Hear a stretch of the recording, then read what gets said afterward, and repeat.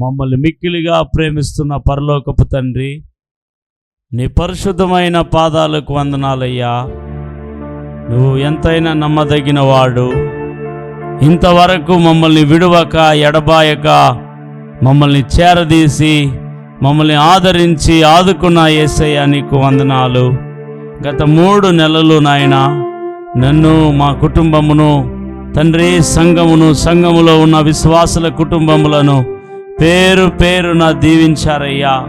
పేరు పేరున తోడుగా ఉన్నారయ్యా. వారి రాకపోకల్లో ఏమి, వారి యొక్క పనుల్లో ఏమి, వారు చేస్తున్న ప్రతి ప్రయత్నంలో నాయన మీ కృప చూపించినందుకు స్తోత్రాలు, మీ దయ చూపించినందుకు స్తోత్రాలు. పడిన సమయాలలో లేవనెత్తి నిలబెట్టావయ్యా తండ్రి. ఏమీ లేని సమయాలలో ఇచ్చి ఆదరించి ఓదార్చావయ్యా, నీకు స్తోత్రాలు. ఈ 4వ నెలలో కూడా నాయన నీ కృప వల్లనే మేము కలిగి ఈ 4వ నెలను చూస్తూ ఉంటున్నాం ప్రభా. ఈ 4వ నెలలో మేము ఎలాగున నడుచుకోవాలో, మేము ఎలాగున బ్రతకాలో, మేము ఎలాగున జీవించాలో మాకు నేర్పమని ప్రార్థిస్తున్నాము తండ్రి. మీరు నేర్పకపోతే మేము తండ్రి ఎలా జీవించాలో తెలియదు మాకు నాయన. నా బోధకుడవై తండ్రి, మా గైడర్గా ఉండి, మా కౌన్సిలర్గా ఉండి దేవా మమ్మల్ని ముందుండి ఈ నెలంతటా నడిపించవలసిందిగా ప్రార్థిస్తుంటున్నాము తండ్రి. నాయన ఈ నెలలో వేటి మేము ఎదుర్కోవాలో, ఎలాంటి పరిస్థితుల గుండా మేము వెళ్ళాలో, ప్రతి పరిస్థితిలో మీరు వస్తే అన్ని పరిస్థితులను దాటగలం, అన్ని పరిస్థితుల్లో ముందుకు వెళ్ళగలం ప్రభా. ఈ నెలంతటా దీవెనకరమైన నెలగా నాకు, మాకు, కుటుంబాలకి, సంఘానికి, విశ్వాసులకి మార్చవలసిందిగా ప్రార్థిస్తుంటున్నాం. నీ నామములో ఈ నెలను ప్రారంభిస్తుంటున్నాం. ప్రార్థన ద్వారా ప్రారంభిస్తుంటున్నాం. వాక్యం ద్వారా ప్రారంభిస్తుంటున్నాం. మీరే మమ్మల్ని బలపరిచి వాడుకొనమని ఈ సమయంలో ఈ నెల కావలసిన మాట, వాగ్దాన మాటను నా నోట ఉంచి మాట్లాడించమని ప్రార్థిస్తుంటున్నాం. వింటున్న వారి హృదయాలలో రాయబడినట్లు ఆ మాట తండ్రి వారిలో ఫలించి అభివృద్ధి పొందినట్లుగా కృపద ఇచ్చేయండి. సకల స్తుతి, ఘనత, మహిమ, ప్రభావములు నీకే అర్పించుకుంటూ యేసయ్య పేరట ప్రార్థించి వేడుకొనుచున్నాము తండ్రి. ఆమేన్, ఆమేన్. కూడి వచ్చిన మీ అందరినీ ప్రభు అయిన యేసుక్రీస్తు అతి శ్రేష్టమైన నామంలో ఈ వాగ్దాన ఆరాధనకి మరొక్కసారి మిమ్మల్ని ఆహ్వానిస్తూ ఉన్నాను. ఈ యొక్క ఏప్రిల్ నెలకు గాను దేవుడు మనకిచ్చిన వాగ్దానము యేసయ్య ప్రవచన గ్రంథము 60వ అధ్యాయము 15వ వచనాన్ని ఈ యొక్క ఏప్రిల్ నెలకు గాను వాగ్దాన వాక్యముగా ప్రభువారు మనకు అనుగ్రహించి ఉన్నారు. యేసయ్య గ్రంథము 60వ అధ్యాయము 15వ వచనాన్ని మనం తీసుకుందాం, చదువుదాం. నీవు విసర్జింపబడుటను బట్టియు ద్వేషింపబడుటను బట్టియు ఎవడును నీ మార్గమున దాటిపోవుట లేదు. నిన్ను శాశ్వత శోభాతిశయముగాను బహుతరములకు సంతోష కారణముగాను చేసెదను. హల్లెలూయా. చెప్తాం గట్టిగా, హల్లెలూయా. ఇక్కడ ప్రవక్త అయిన యేసయ్య ద్వారా పలుకబడిన మాటను ఈరోజు మనము వాగ్దానముగా తీసుకొని ఉన్నాము. యేసయ్య ద్వారా ఇది 700 సంవత్సరాల క్రితము పలుకబడిన మాట, క్రీస్తుకు ముందు. అయితే మనం గమనించినప్పుడు ఈ 15వ వచనంలోని మాట ఎవరిని గురించి చెప్పబడిన మాట అని మనం చూచినప్పుడు యెరూషలేమును గురించి చెప్పబడిన మాట. ఈ యెరూషలేము ఎక్కడ ఉంటుంది? ఇశ్రాయేలు దేశంలో యెరూషలేము అనే పట్టణం ఉన్నది. అయితే ఆ యెరూషలేములో దేవాలయం మాత్రమే లేదు. ఇప్పుడు ఆ యెరూషలేము పట్టణాలు కట్టబడి ఆ యెరూషలేములో ప్రజలు నివాసం చేస్తూ ఉన్నారు. అయితే ఆ యెరూషలేము పట్టణమును గురించి అక్కడ ఆయన చెప్తా ఉన్నాడు. 14 వచనం మీరు చదివితే మీకు అర్థమవుతుంది ఈ మాట ఎవరితో చెప్పబడినది. ఆ మాట మన జ్ఞాపకం చేసుకోవచ్చు. నిన్ను బాధించిన వారి సంతానపు వారు నీ ఎదుటికి వచ్చి సాగిలపడెదరు. నిన్ను తృణీకరించిన వారందరూ వచ్చి నీ పాదముల మీద పడెదరు.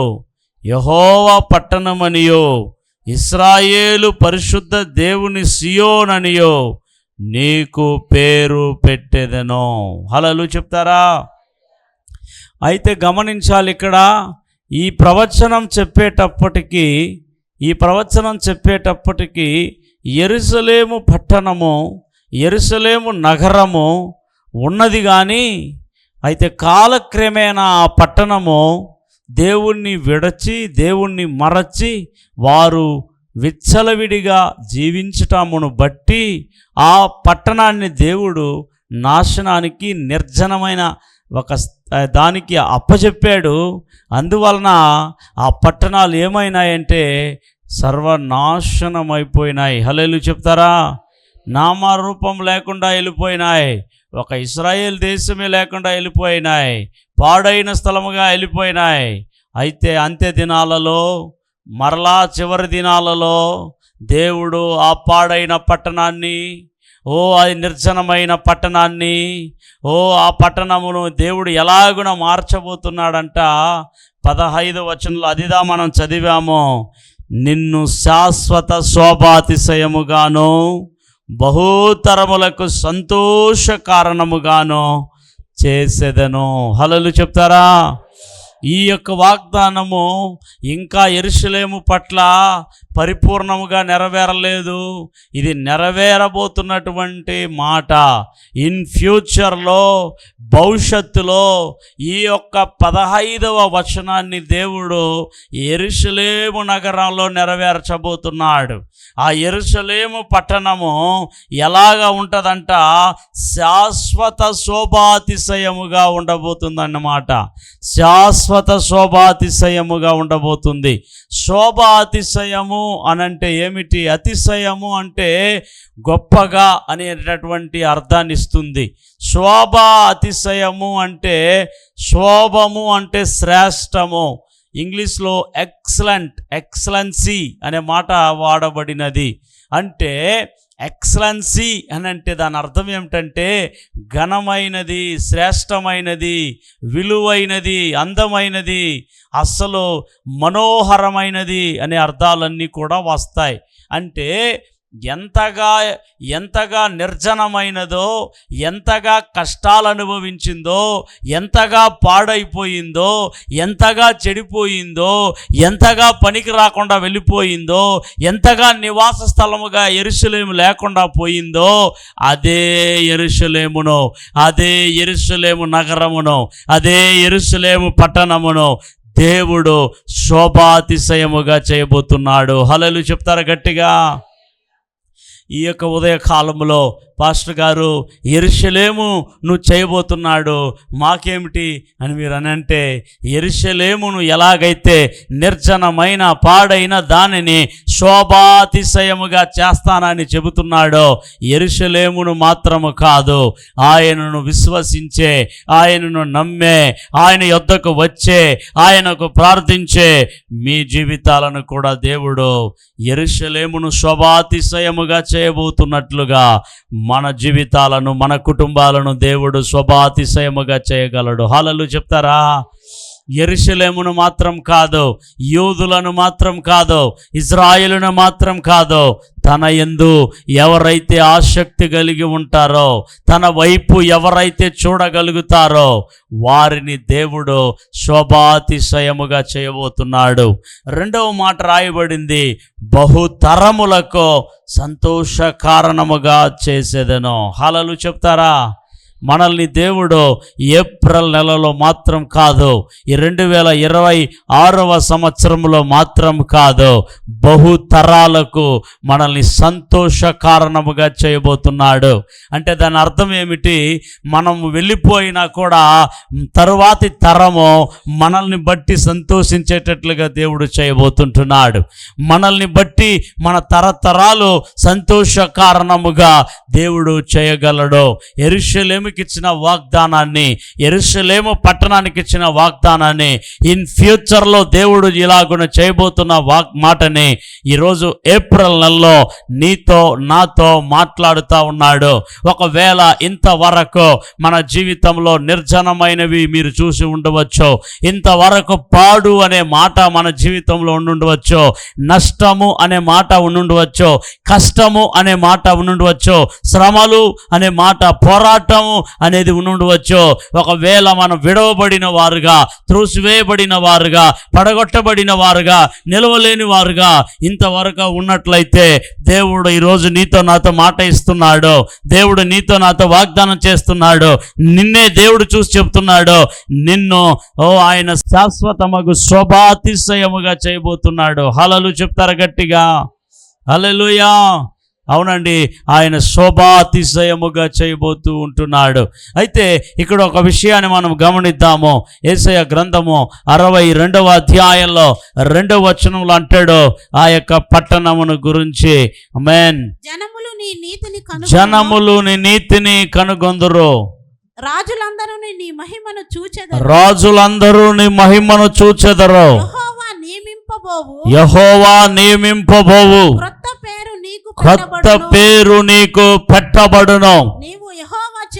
నీవు యెహోవా చేతిలో భూషణ కిరీటముగాను, నీ దేవుని చేతిలో రాజకీయ మకుటముగాను ఉందువు. విడవబడిన దానివని ఇక మీదట నీవు అనబడవు. పాడైనదని ఇకను నీ దేశమును గూర్చి చెప్పబడదు. హెప్సిబా అని నీకును, బ్యూలా అని నీ భూమికి పేర్లు పెట్టబడును. యెహోవా నిన్ను గూర్చి ఆనందించుచున్నాడు, నీ దేశము వివాహితమగును. హల్లెలూయా చెప్తారా? ఈ 62వ ఐసయా చాప్టర్లో ఉన్న మాటలు కూడా యెరూషలేము నగరమును గురించి చెప్పబడినటువంటి మాట. చూడండి, మొదటి మాటను చూసామో, నిన్ను శోభాతిశయముగా చేస్తాడు, బహుతరములకు సంతోష కారణముగా దేవుడు చేస్తాడు. అయితే రెండవ మాట, ఆ యెరూషలేమును గురించి చెప్పబడినటువంటి రెండవ మాట మనం చూస్తే, ఆ కొత్త పేరు నీకు పెడతాను. ఆ కొత్త పేరు ఏమిటంట? అక్కడ రాయబడింది, హెప్సిబా అని, నీకు బ్యూలా అని నీ భూమికి పేర్లు పెట్టబడును. రెండు మాటలను దేవుడు ఇక్కడ చెప్తా ఉన్నాడు. మొదటి మాట హెప్సిబా. హెప్సిబా అంటే ఇష్టురాలు, లైక్నెస్, చాలా ఇష్టమైనటువంటి రాలుగా ఉండబోతుంటున్నావు, ఇష్టమైన పట్టణముగా ఉండబోతుంటున్నావు. అంటే ఆ లోకమే అనేకులు లైక్ చేసే అంతగా ఆ పట్టణాన్ని దేవుడు అలంకరించబోతుంటున్నాడు. ఆ పట్టణానికి ఉన్నంత అందాన్ని ప్రపంచ దేశాలు పొగిడేటట్లుగా దేవుడు తీసుకొని రాబోతున్నాడు. అదే శోభాతిశయ కారణము. అనేకులు పొగిడేటట్లు, అనేకులు గణపరిచేటట్లు ఆ పట్టణాన్ని దేవుడు ఆయన అంత్య దినాలలో, అనగా ఆయన చివరి దినాలలో అలంకరించబోతూ ఉంటున్నాడు. ఆ పట్టణం వలె నిన్ను నన్ను కూడా అలంకరించటానికి, అతిశయించేటట్టుగా చేయటానికి దేవుడు సమర్థుడు. అయితే ఎప్సిబా అంటే ఇష్టురాలని అర్థము, బ్యూలా అంటే పతివ్రత అని అర్థము. హల్లెలూయా చెప్తారా? దేవుడు ఎలాగున మార్చబోతున్నాడంట? ఇష్టురాలుగా మనల్ని దేవుడు చేయబోతున్నాడట. ఆయనకి ఇష్టమైన వారుగా దేవుడు చేయబోతున్నాడట. పతివ్రత. హల్లెలూయా చెప్తారా? పాపం ఎరగనిది, అన్యాయం ఎరగనిది, అక్రమం ఎరగనిది, ఓ పతివ్రత, ఓ ఒకే పురుషునితో ఉండే దానినే పతివ్రత అంటారు.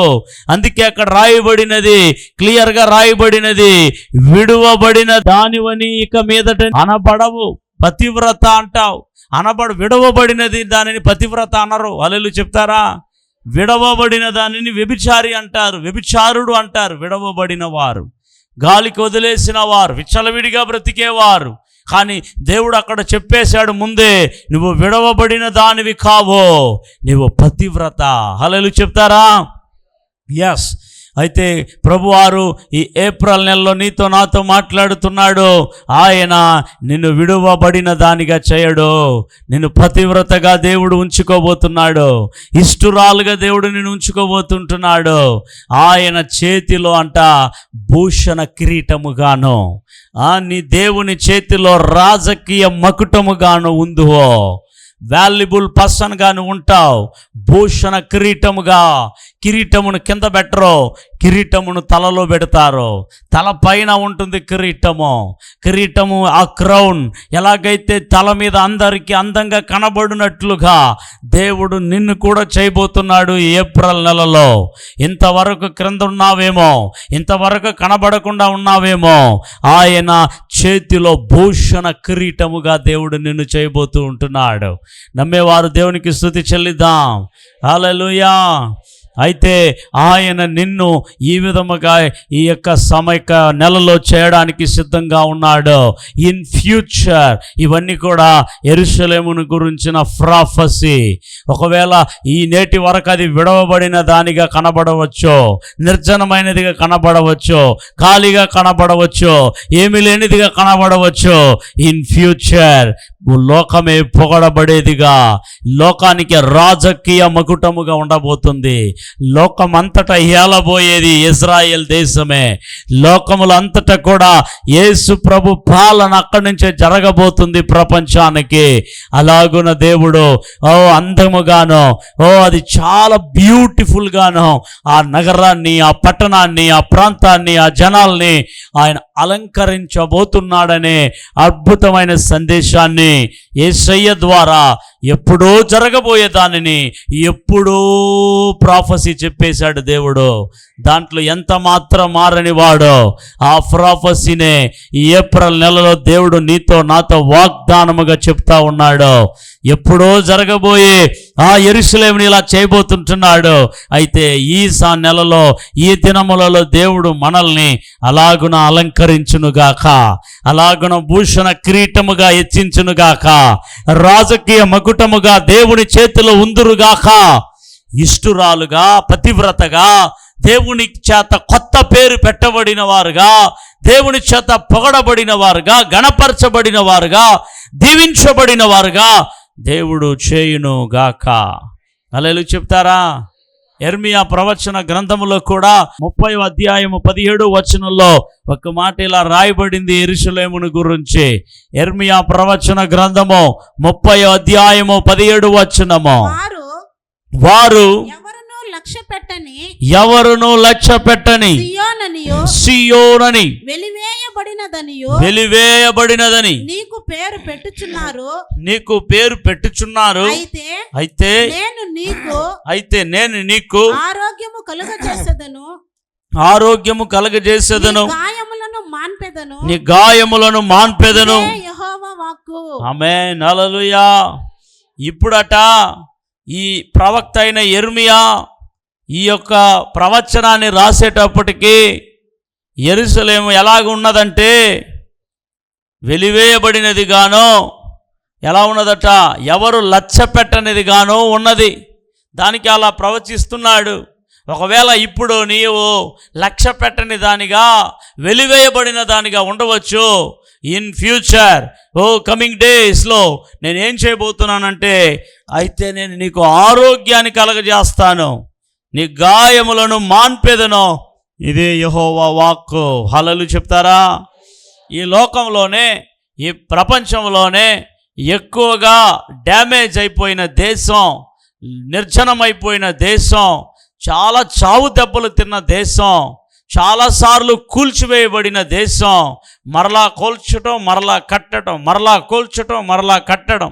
అలాంటి ఒక దేశం ప్రపంచ పటములో ఒకే ఒక దేశం మాత్రమే అంత చావు దెబ్బలు తిన్న దేశం, అదిదా ఇశ్రాయేలు దేశం.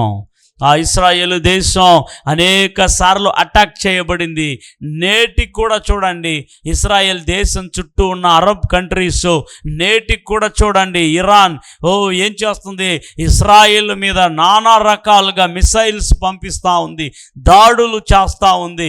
కానీ ఆ దాడులన్నిటినీ తిప్పి కొట్టగలిగిన సామర్థ్యాన్ని దేవుడే వారికి ఇస్తున్నాడు. హల్లెలూయా చెప్తారా? హల్లెలూయా. నిజంగా ఆ ఇశ్రాయేలు దేశము ప్రపంచాన్ని ఏలే ఒక అద్భుతమైన దేశముగా దేవుడు తీర్చిదిద్దుతూ ఉన్నాడు. ఈ ప్రాఫెసీని నెరవేర్చడానికి దేవుడు దాన్ని తయారు చేస్తూ ఉంటున్నాడు. ఆ దేశాన్ని ఓడించలేరు, ఆ దేశంలో నిలవలేరు. ఆ దేశము అంత బలమైన సామ్రాజ్యముగా మార్చబడబోతున్నది. ప్రపంచ దేశాల్ని ఏలే దేశముగా మారబోతున్నది. అది ఒక చిన్న దేశంగా ఉండవచ్చు, అయితే ఆ దేశంలో ఉన్నవాడు గొప్ప దేవుడై ఉన్నాడు. ఆ దేశంలో ఉన్నవాడు గొప్ప దేవుడై ఉన్నాడు. అందుకే ఆ పట్టణాన్ని శాశ్వత శోభాతిశయముగా మార్చబోతుంటున్నాడు. బహుతరములకు ఆయన సంతోష కారణముగా చేయబోతూ ఉంటున్నాడు. భూషణ కిరీటముగా మార్చబోతూ ఉంటున్నాడు. రాజకీయ మకిటముగా దేవుడు చేయబోతూ ఉంటున్నాడు. కావున ప్రియ దేవుని బిడ్డలారా, ఆ యెరూషలేమును ఎలాగైతే దేవుడు చేయబోతూ ఉంటున్నాడో, ఆ పట్టణం మీదనే అంత అక్కర కలిగి ఉంటే, ఆ దేశం మీదనే దేవుడు అంత అక్కర కలిగి ఉన్నట్లయితే, ఆయన రక్తము చేత కొనబడిన వారము, ఆయన బిడ్డలుగా మార్చబడిన వారము, ఆయన సొత్తైన ప్రజలము, ఆయన బిడ్డలుగా మార్చబడిన నిన్ను నన్ను కూడా దేవుడు శోభాతిశయ కారణముగా చేయలేడా? బహుతరములకు మనల్ని సంతోష కారణముగా చేయలేడా? ఖచ్చితముగా చేయటానికి దేవుడు సమర్థుడుగా ఉంటూ ఉన్నాడు. అయితే నీవు నేను దేవునికి ప్రియమైన వారుగా ఉంటున్నామా? దేవునికి ఇష్టమైన పనులు చేస్తుంటున్నామా? దేవుని అడుగుజాడల్లో నడవగలుగుతూ ఉంటున్నామా? దేవుని ఎరగిన వారుగా జీవిస్తూ ఉంటున్నామా అనే ప్రశ్న మనం కలిగి ఉండాలి. హల్లెలూయా చెప్తారా? హల్లెలూయా. యెషయా గ్రంథం 65వ అధ్యాయంలో 18వ వచనంలో కూడా ఒక మాట ఇలా రాయబడి ఉంటున్నది, నేను సృజించుచున్న దానిని గూర్చి మీరు ఎల్లప్పుడూ హర్షించి ఆనందించుడి. నిశ్చయముగా నేను యెరూషలేమును ఆనందకరమైన స్థలముగాను హర్షించు వారుగాను హల్లెలూయా. చూడండి, ఎల్లప్పుడూ హర్షించి ఆనందించుడి. నిశ్చయముగా నేను యెరూషలేమును ఆనందకరమైన స్థలముగా చేస్తాను. చెప్పండి, ఏం స్థలము? అయితే యెరూషలేములో ఈరోజు ఆనందం లేదు. వాస్తవంగా యుద్ధాలు జరగటం వల్ల వారు భయంకరంగా యుద్ధంలో ఎదుర్కొంటూ ఉన్నారు. ఆ దేశంలో ఇంతవరకు నిజమైన ఆనందం లేదు. అయితే యేసుక్రీస్తు వచ్చినప్పుడు నిజమైన ఆనందము ఆ దేశంలో ఉండబోతుంది. హల్లెలూయా చెప్తారా? యేసు ప్రభు వారు రెండవ రాకడ ఆ దేశంలోనే రాబోయేది, ఇండియాలో కాదు. యేసు ప్రభు యొక్క బహిరంగ రాకడ, ఆయన ఒలివ కొండ మీద దిగబోతున్నాడు. ఆయన యెరూషలేమునే క్యాపిటల్ సిటీగా చేసుకొని ప్రపంచ దేశం అంతటా వెళ్ళబోతుంటున్నాడు. అక్కడే 1000 ఏండ్ల పరిపాలన అదే క్యాపిటల్ సిటీగా ఉండబోతుంది. ప్రపంచ దేశాలకి అద్భుతమైన ఒక ప్లేస్ యెరూషలేము ఆనందకరముగా మారబోతుంది. యెరూషలేము అందమైన స్థలముగా మారబోతుంది, సంతోష స్థలముగా మారబోతుంది. దేవుడు యెరూషలేమును చేయబోతున్నట్లుగా ఈ ఏప్రిల్ నెలలో కూడి వచ్చిన వారలారా, నిన్ను నన్ను కూడా దేవుడు అటు రీతిగా అలంకరించునుగాక, అటు రీతిగా ఆనందపరచునుగాక, అటు రీతిగా దేవుడు మిమ్మల్ని ఇష్టురాలుగా కోరుకొందురుగాక, అటు రీతిగా దేవుడు మిమ్మల్ని ఆ భూషణ కిరీటముగా మార్చునుగాక. ఆమెను చెప్తారు గట్టిగా. యెషయా గ్రంథం 54వ అధ్యాయంలో కూడా మాట రాయబడింది. Isaiah chapter 54 verse 6. 54 చదవండి. మీ దేవుడు సెలవిచ్చుచున్నాడు. మీ మాట సెలవిచ్చుచున్నాడు. విడువబడి దుఃఖాక్రాంతురాలైన భార్యను పురుషుడు రప్పించునట్లును తృణీకరింపబడిన యవ్వనపు భార్యను పురుషుడు రప్పించునట్లును యెహోవా నిన్ను పిలుచుచున్నాడు. హల్లెలూయా చెప్తారా? అవునండి. ఈ యొక్క జనాంగం ఎవరంటే యెరూషలేము జనాంగాన్ని దేవుడు మరలా రప్పిస్తాడు, మరలా పిలుస్తాడు, మరలా వాళ్ళని ఏం చేస్తాడో శోభాతిశయ కారణముగా చేయబోతూ ఉంటున్నాడు. బహుతరములకు సంతోష కారణముగా చేయబోతూ ఉంటున్నాడు. అవునండి, మన దేవుడు కనికరం గల దేవుడు అండి. వారు ఎన్నిసార్లు తప్పిపోయినారు తెలుసా? 106 కీర్తనలు అనుకుంటాను ఆ మాట.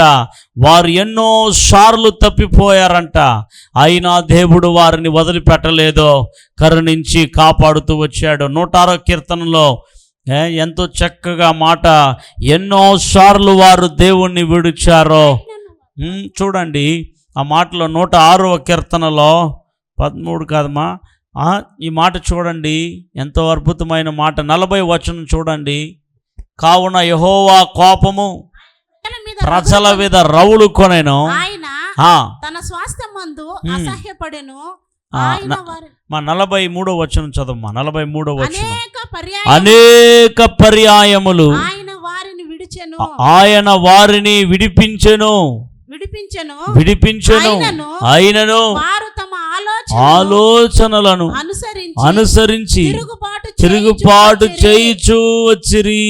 హల్లెలూయా. ఏం చేశారంటమా?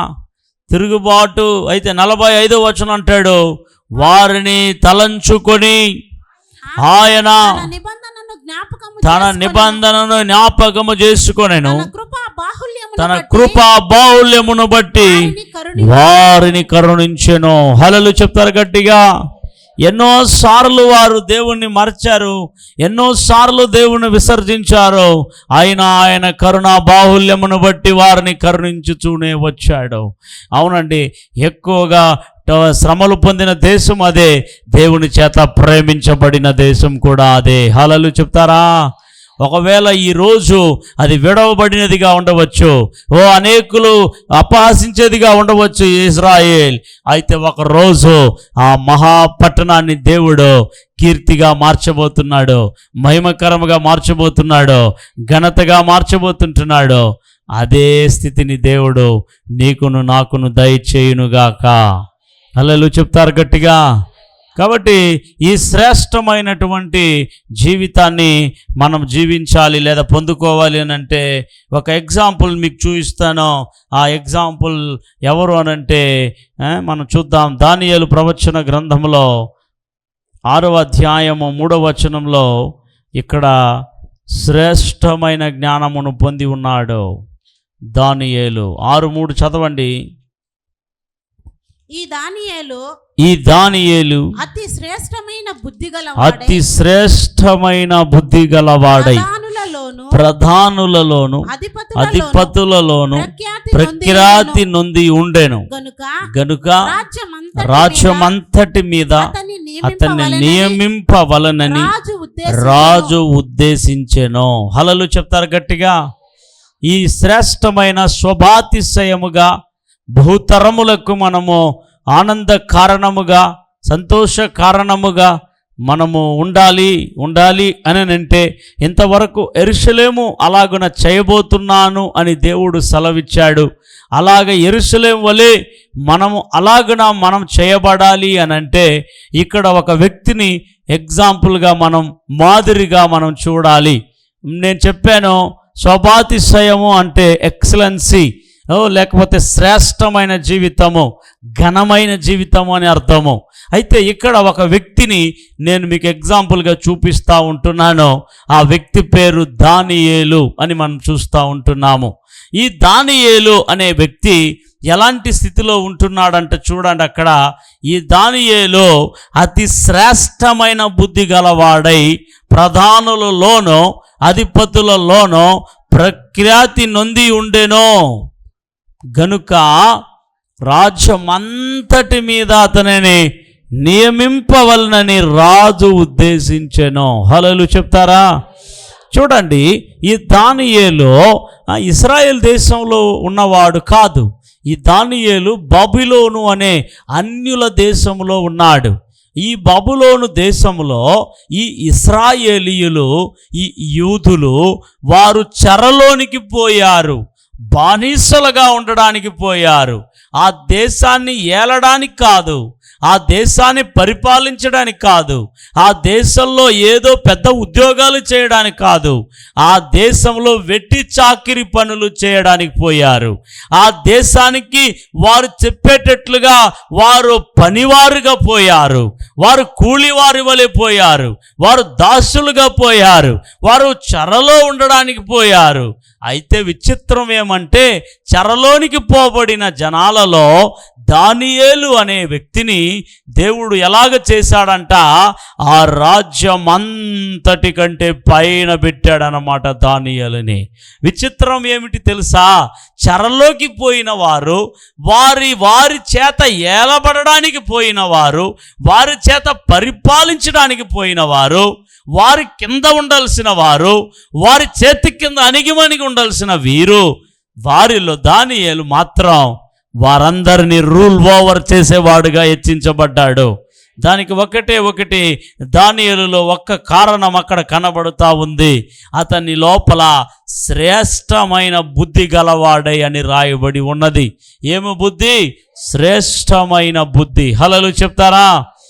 దీనిని తెలుగులో మనం చదివితే శ్రేష్టమైన బుద్ధి అని రాయబడి ఉంటుంది. కానీ తమిళ్లో ఆ వాక్యం ఏమై ఉంటుందంటే, ఆ మాట இப்படி இருக்கையில் தானியேல் பிரதானிகளுக்கும் தேசாதிபதிகளுக்கும் மேல்பட்டவனாயிருந்தான். தானியேலுக்குள் விசேஷித்த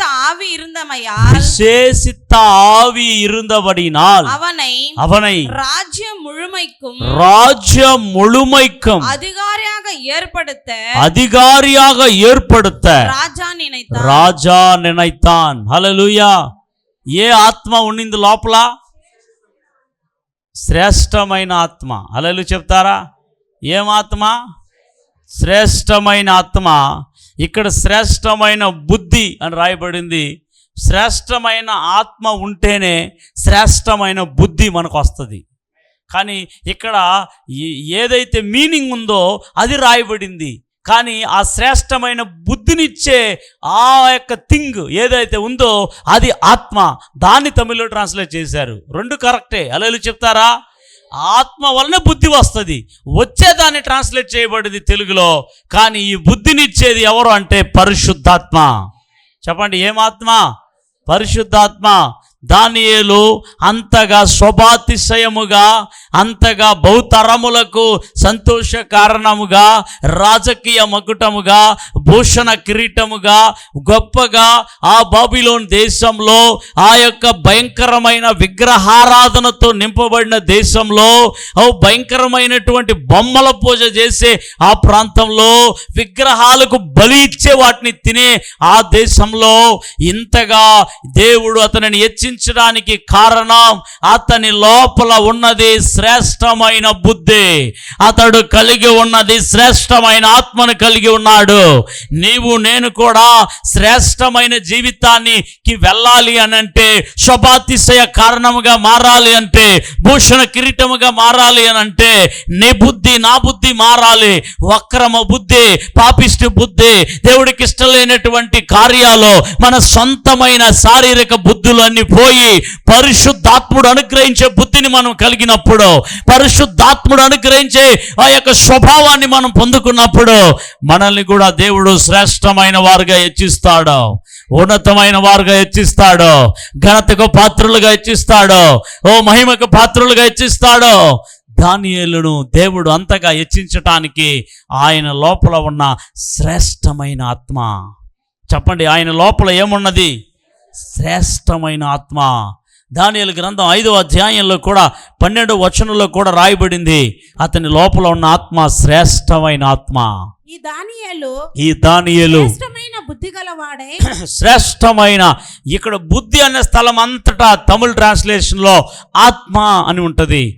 శ్రేష్టమైన బుద్ధి గలవాడై కలలు తెలియజేయుటకును మర్మములు బయలుపరచుటకును కఠినమైన ప్రశ్నలకు ఉత్తరమిచ్చుటకును జ్ఞానమును తెలివి గలవాడుగా కనబడెను. గనుక ఆ రాజు అతనికి బెల్షాజారు అను పేరు పెట్టెను. ఈ దానియేలు పిలువనంపుమో అతడు దీని భావము నీకు తెలియజెప్పును. హల్లెలూయా. దానియేలు ఏమి కలిగి ఉన్నాడట? అతి శ్రేష్టమైన ఆత్మ కలిగిన వాడు. చెప్పండి, అతి శ్రేష్టమైన ఆత్మను. అంటే నిన్ను నన్ను శ్రేష్ఠులుగా తీర్చిదిద్దేది నీ జ్ఞానం కాదండి, నీ తెలివితేటలు కాదండి. నిన్ను నన్ను శ్రేష్ఠులుగా తీర్చిదిద్దేది ఏదో మనము క్రైస్తవులుగా మారాం, తీర్చబడలేదు కాదండి. నీ లోపల ఆ తీర్చిదిద్దే ఆత్మ రావాలి. నిన్ను పైకి తీసుకుని వచ్చే ఆత్మ నీ లోపలికి రావాలి. ఎందుకో ఆత్మ మనకి రావాలి అని అంటే, మన ఆత్మ చేయనివి అన్నీ అది చేసి పెడుతుంది. మనకు తెలియనివి, మన ఊహలకు అందనివి, మన జ్ఞానానికి అందనివి పరిశుద్ధాత్మ దేవుడు మనకు వివరిస్తాడు. కావున నేను ముగించబోతూ ఉంటున్నాను. ఒకే ఎగ్జాంపుల్ మీకు తీసుకున్నాను, ఎందుకంటే ఇంతవరకు యెరూషలేముకు చేసే కార్యాలని దేవుడు చెబుతూ వచ్చి ఇప్పుడు ఒక విషయాన్ని, ఒక వ్యక్తిని ఎగ్జాంపుల్గా మనకు పెట్టాడు. ఆ వ్యక్తి దానియేలు. శ్రేష్టమైన ఉన్నతమైన జీవితానికి అతనికి తీసుకుని వెళ్ళినది అతని లోపల కలిగి ఉన్న ఆ ఆత్మ దేవుడు. హల్లెలూయా. పాత నిబంధనలో అయితే కేవలం ఒక వ్యక్తికి మాత్రమే ఆత్మని దేవుడు ఇచ్చేవాడు. అయితే కొత్త నిబంధన కాలంలో అయితే సమస్త జనుల మీదకి నా ఆత్మను కుమ్మరిస్తానని దేవుడు సెలవిస్తున్నాడు. సమస్త జనుల మీద దేవుడు తన ఆత్మని కుమ్మరిస్తా ఉంటున్నాడు. కానీ ప్రజలు ఆ ఆత్మని పొందుకోవట్లేదు, ఆ ఆత్మని స్వాగతించట్లేదు, ఆ ఆత్మకు లోబడట్లేదు, ఆ ఆత్మను వారు కలిగి జీవించట్లేదు. అందుకే శ్రేష్టమైన జీవితం లేదు. ఆ పాత నిబంధనలో ఒకరికి ఇద్దరికి ఎవరినైతే వాడుకోవాలో వాళ్ళకి మాత్రమే స్పెసిఫిక్గా ఇచ్చేవాడు తన ఆత్మని. కానీ కొత్త నిబంధన అలా కాదండి, అందరికీ ఆత్మనిచ్చాడు. ఈరోజు అందరికీ ఆత్మనిచ్చాడు కాబట్టి దాన్ని పొందుకోలేక, అనుభవించలేక, దాన్ని కలిగి ఉండలేక ఈరోజు సొంత జ్ఞానంతో, సొంత ప్రయత్నంతో, సొంత తెలివితేటలతో క్రీస్తుని ఎరగాలనుకుంటున్నారు, క్రీస్తులో నడవాలనుకుంటున్నారు, క్రీస్తులో కొనసాగాలనుకుంటున్నారు. అందుకే ఫెయిల్యూర్ అయిపోతున్నారు, అందుకే నిలబడలేకపోతున్నారు, అందుకే ఓడిపోతున్నారు, అందుకే పతనం అయిపోతుంటున్నారు. గుర్తుపెట్టుకోండి, సొంత తెలివితేటలతో ప్రభుని ఎరగలేమో. పరిశుద్ధాత్మ సహాయం ద్వారా మాత్రమే దేవుని ఎరగగలుగుతాము. పరిశుద్ధాత్మ సహాయం ద్వారా మాత్రమే బైబిల్ గ్రంథం అర్థమవుతుంది. పరిశుద్ధాత్మ సహాయం ఉంటేనే పరలోక మర్మాలు అర్థమవుతుంది. పరిశుద్ధాత్మ సహాయం ఉంటేనే ఆయన నిన్ను నన్ను శోభాతిశయముగా నడిపించటానికి ఆయన వాడుకుంటాడు. మర్మాల్ని తెలియజేస్తాడు, కలల భావాలను తెలియజేస్తాడు, జరగబోయే వాటిని తెలియజేస్తాడు. అన్నిటినీ మనకు తెలియజేసే శ్రేష్టమైన ఆత్మయే అదే పరిశుద్ధాత్మ. హల్లెలూయా చెప్తారా? నిన్ను నన్ను శోభాతిశయముగా మార్చబడాలి అనంటే నువ్వు ఏం కలిగి ఉండాలంటే పరిశుద్ధాత్మను. హల్లెలూయా చెప్తారా? ఏమాత్మ? పరిశుద్ధాత్మ. అది కలిగి ఉన్నట్లయితే దానియేలుకిచ్చిన శ్రేష్ఠ జీవితాన్ని, దానియేలుకిచ్చినటువంటి ఉన్నతమైన జీవితాన్ని, ఆనాడు యెరూషలేముకి చేస్తాను అని చెప్పినటువంటి ఆ వాగ్దానాల్ని ఏప్రిల్ నెలలో ఉన్న నీకు నాకు చేయటానికి దేవుడు సమర్థుడుగా ఉన్నాడు. హల్లెలూయా. బైబిల్ ఎరగటం వేరు, దేవుని ఎరగటం వేరు. తెలుసా మీకు? చాలామంది బైబిల్ మాత్రమే ఎరుగుతున్నారు, కానీ ఆ బైబిల్లో ఉన్న చదివి ఆ బైబిల్ ద్వారా దేవుని ఎరగాలి. దేవుని ఎరగకపోతే కేవలం అక్షరాలు కలిగిన లేఖనాలను మాత్రం ఎరిగితే సరిపోదు. ఈరోజు చాలామంది అక్కడే ఆగిపోతుంటున్నారు. ఈ అక్షరానుసారమైన బైబిల్ గ్రంథము ఎవరిని ఎరుగుటకు ఇవ్వబడిందంటే ఆ అక్షరాలలో దాగి ఉన్న క్రీస్తుని ఎరుగుటకే ఇవ్వబడినది. నువ్వు కేవలము బైబిల్ని మాత్రమే చదివేసి, బైబిల్ మాత్రమే తెలుసుకొని ఆ బైబిల్లో చెప్పబడిన దేవుణ్ణి నీ జీవితంలో ఎరగకపోతే నీవు కూడా శోభాతిశయ కారణముగా వాడబడలేవు. ఈరోజు కేవలం బైబిల్ని చదవటానికే వాడుతున్నారు. తాగుబోతు వాడు కూడా బైబిల్ చదవగలుగుతాడు, పాపి కూడా బైబిల్ చదవగలుగుతాడు. హల్లెలూయా చెప్తారా? కానీ దేవుని ఎరగలేడు. ఆమేన్ చెప్పాలి గట్టిగా. దేవుని ఎరగలేడు. నీవు నేను మన జీవితంలో ఏదో వాక్యాలు మాత్రం నేర్చుకొని పోవడానికి కాదు, ఆ వాక్యంలో ఉన్న దేవుని ఎరుగుటకి మన దేవుని సన్నిధికి రావాలి. దేవుని ఎరిగిన ప్రతి జీవితం ఆనందకరముగా ఉంటుంది. దేవుని ఎరిగిన ప్రతి జీవితం ఆశీర్వాదకరముగా ఉంటుంది. దేవుణ్ణి ఎరగకుండా కేవలం అక్షరాలని మాత్రమే నేర్చుకున్నానని, బైబిల్ని బాగా నాకు తెలుసు అని చెప్తే మనల్ని గర్వం వచ్చేస్తుంది. అయితే దేవుణ్ణి ఎరిగితే గర్వం రాదో, సౌమ్యంగా ఉంటావు, శాంతంగా ఉంటావు, నీవు దీనుడుగా ఉంటావు, నువ్వు ఇంకా దేవునిలో దీవించబడుతూనే ముందుకు వెళతావు. ఆమె చెప్తారు హల్లెలూయా. బైబిల్ లేఖనాలు ఎందుకనంటే దేవుని ఎరుగుట కోసమే బైబిల్ లేఖనాలు. దానియేలు దేవుణ్ణి ఎరిగాడు, దానియేలు దేవుని తెలుసుకొని గలిగాడు, అందుకే దేవునిలో ఉండగలిగాడు. ఈరోజు చాలామంది క్రిస్టియన్స్ కేవలం బైబిల్ మాత్రమే తెలుసు, కానీ బైబిల్లో ఉన్న దేవుని ఎరగలేకుండా ఈరోజు ఉంటూ ఉన్నారు. నీవు చదివినప్పుడు బైబిల్లో ఏదో మగ్గప్ చేసి వాక్యాలని కంఠస్థం చేయడం కాదు, ఆ వాక్యంలో ఉన్న సుగుణాలు, దేవుని సుగుణాలు నీ జీవితంలో ఎరగాలి.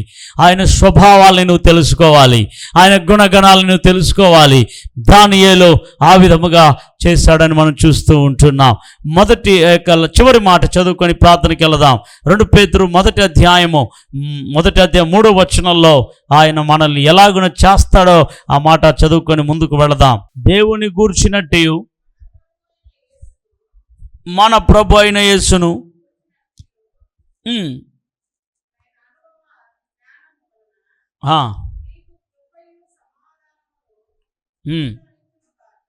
ఆమేన్. ఇంకొంచెం పైన 2 కూడా చదివితే బాగుంటుంది. తన మహిమను బట్టి గుణాతిశయమును బట్టి మనలను పిలిచిన వాని గూర్చిన అనుభవ జ్ఞానమూలముగా ఆయన దైవ శక్తి జీవమునకును భక్తికిని కావలసిన వాటన్నిటినీ మనకు దయచేయుచున్నందున దేవుని గూర్చినట్టు, మన ప్రభు అయిన యేసును గూర్చినట్టునైనా అనుభవ జ్ఞానము వలన మీకు కృపయో సమాధానమో విస్తరించునుగాక. 4 ఆ మహిమ గుణాతిశయములను బట్టి ఆయన మనకు అమూల్యములను అత్యధికములనైన వాగ్దానములను అనుగ్రహించి ఉన్నాడు. దురాశను అనుసరించటం వలన లోకమందున్న భ్రష్టత్వమును ఈ వాగ్దానముల మూలముగా మీరు తప్పించుకొని దేవ స్వభావమునందు పాలివారునగునట్లు వాటిని అనుగ్రహించెను. హల్లెలూయా చెప్తారా? ఏమి స్వభావము? దైవ స్వభావము. హల్లెలూయా. మీరు ఏమి స్వభావం అవునట్లు? అక్కడ రాయబడిన మాట దేవ స్వభావమునందు పాలివారమగునట్లు వాటిని అనుగ్రహించెను. హల్లెలూయా చెప్తారా? ఎవరి అతిశయాన్ని బట్టి? దేవుని గుణాతిశయాన్ని బట్టి. ఆమేన్.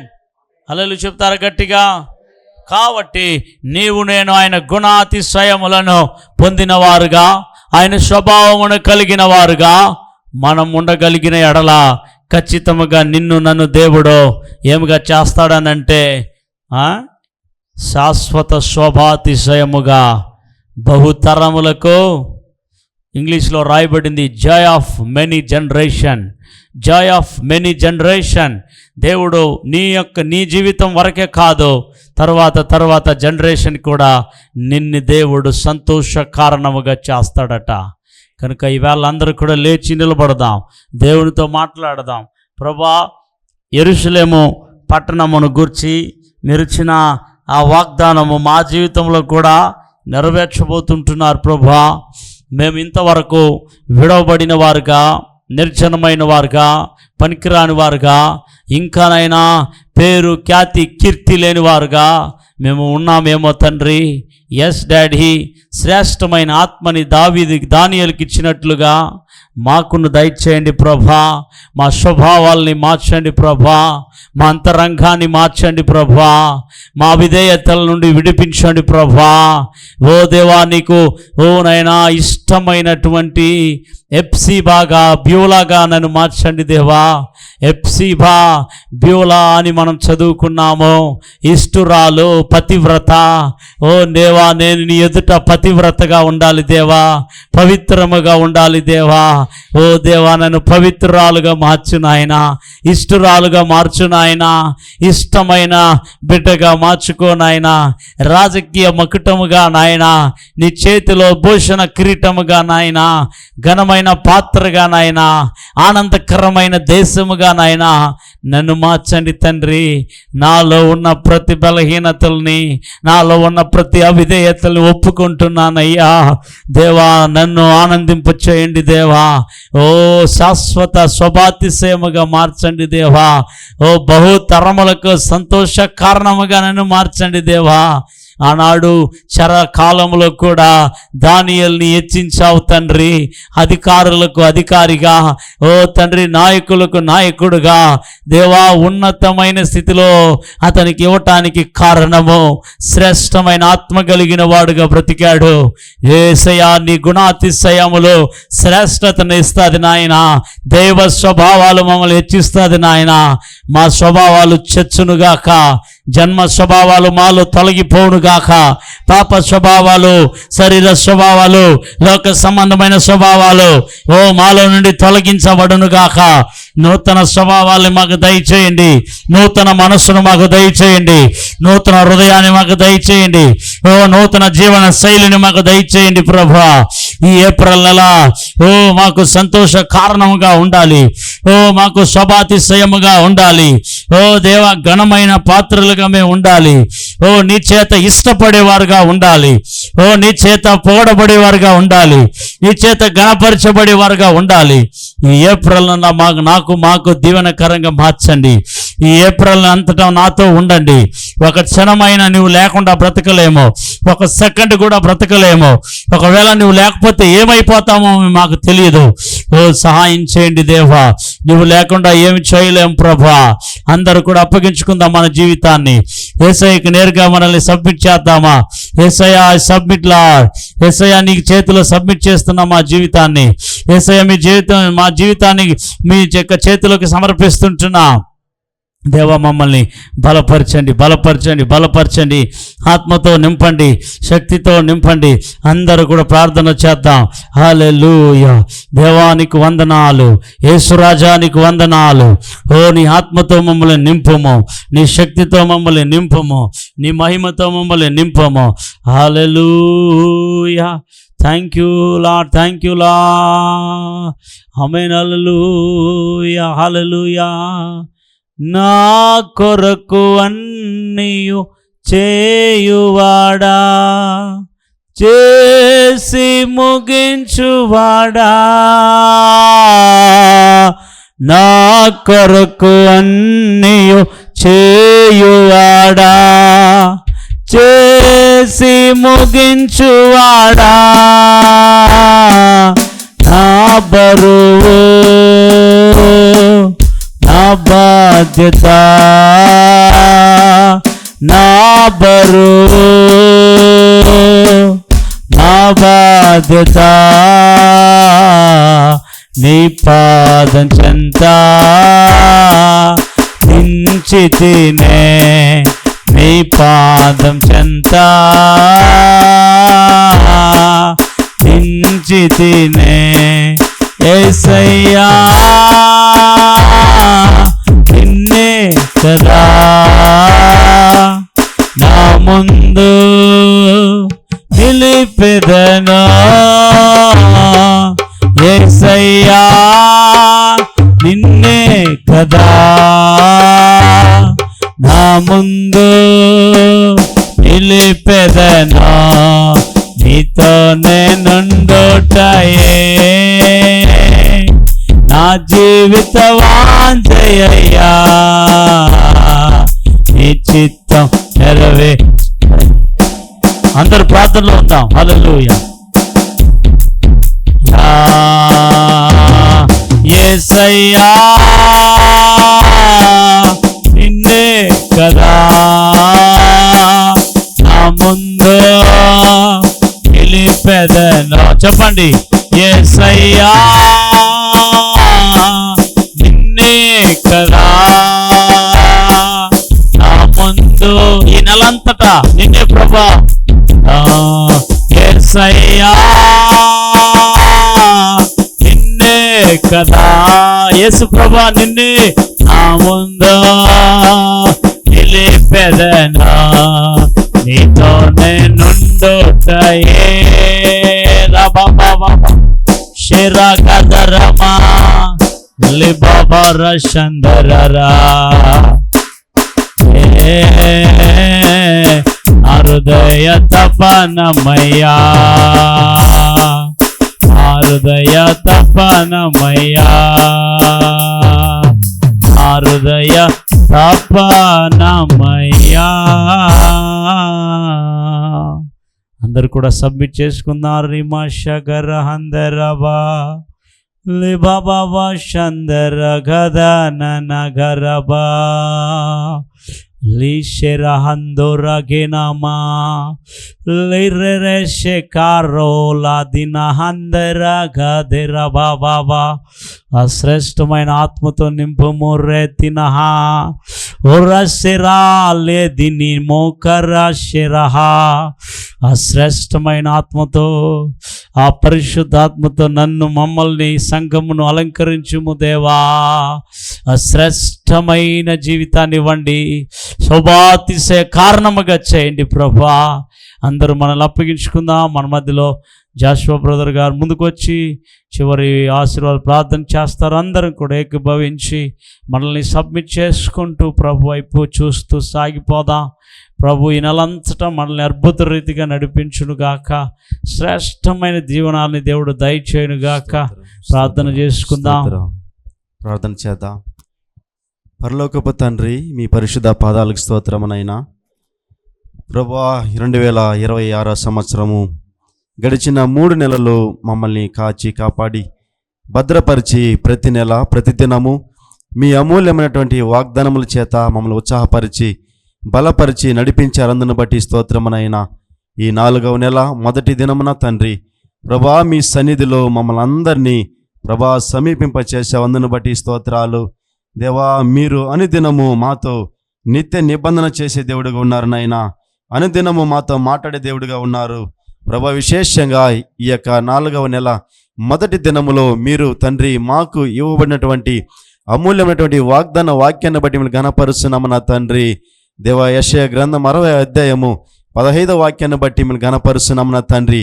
ఆ దినములో యెషయా ప్రవక్త ద్వారా యెరూషలేమును గూర్చినటువంటి వాక్యాన్ని, యెరూషలేమును గూర్చినటువంటి ప్రవచన వాక్యాన్ని ఈరోజు సంఘమైన మాకు తండ్రి అట్టి స్థితులను వివరించి చెప్పారు. అందును బట్టి స్తోత్రాలైనా తండ్రి. విసర్జించిన దానిని మరలా నేను పునరుద్ధరిస్తానన్నారు తండ్రి.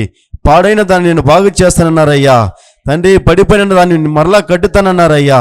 ఇది మనుషుల ద్వారా కాదనైనా, ఇది రాజుల ద్వారా కాదు ప్రభువా, ఇది జ్ఞానము ద్వారా కాదనైనా దేవా. క్రీస్తు అనబడిన మీ ద్వారా మాత్రమే ఇది జరుగునని ఆ రోజు యెరూషలేముని ఉదాహరణగా తీసుకొని ఈరోజు ప్రపంచ మానవాళికి ప్రభువా ఆశలు లేని జీవితాల్ని తండ్రి ఆశలు రేకెత్తించారనైనా.